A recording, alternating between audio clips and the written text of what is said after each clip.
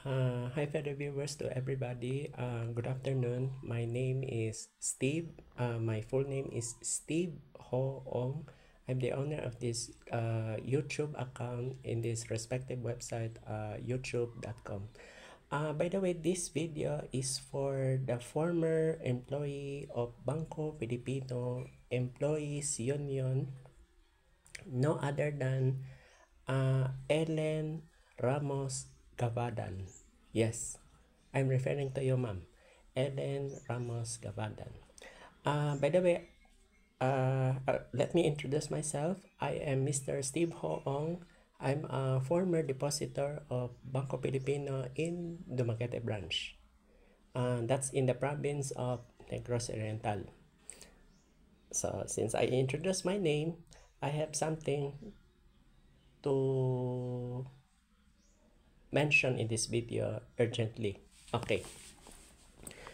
By the way, I have something to say about I already watched the 2 videos from YouTube regarding you mentioned there in the media the naka-strike to na. Yes. I was so touched in this video because actually I already watched din yung kay Perfecto Yasay before he died. The Karen Davila kayo yung sa ANC news channel yung 2019 when he was alive, because he died June 12, 2020 of pneumonia. So yun. By the way, itong video na ito is para sa iyo ito. Once you receive it, meron akong sasabihin important.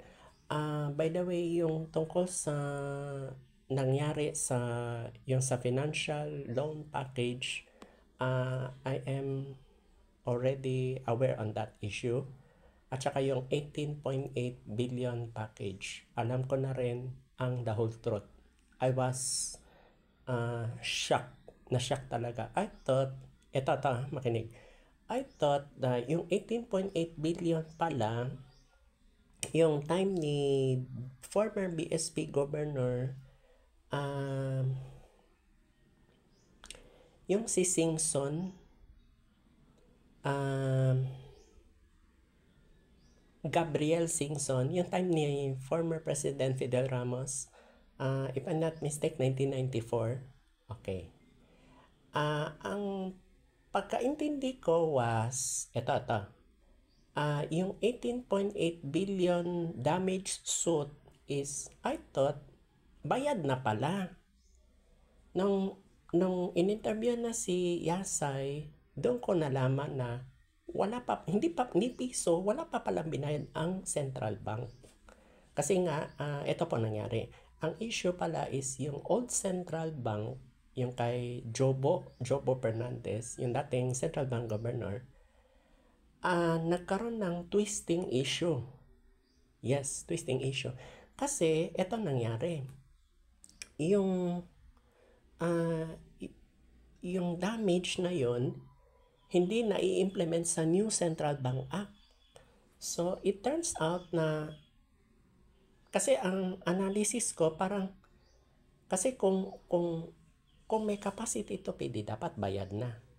Ang nangyari is parang may kapalit, humingi ng kapalit.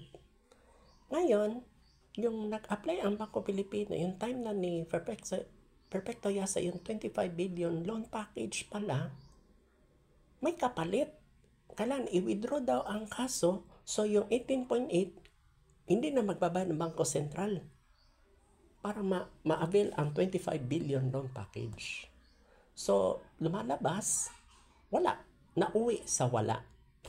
So, nagkaroon na, yes, tama ang hinala ninyo, nagkaroon na misunderstanding. Kaya kayo mga employees na affected. Doon ako na-shock.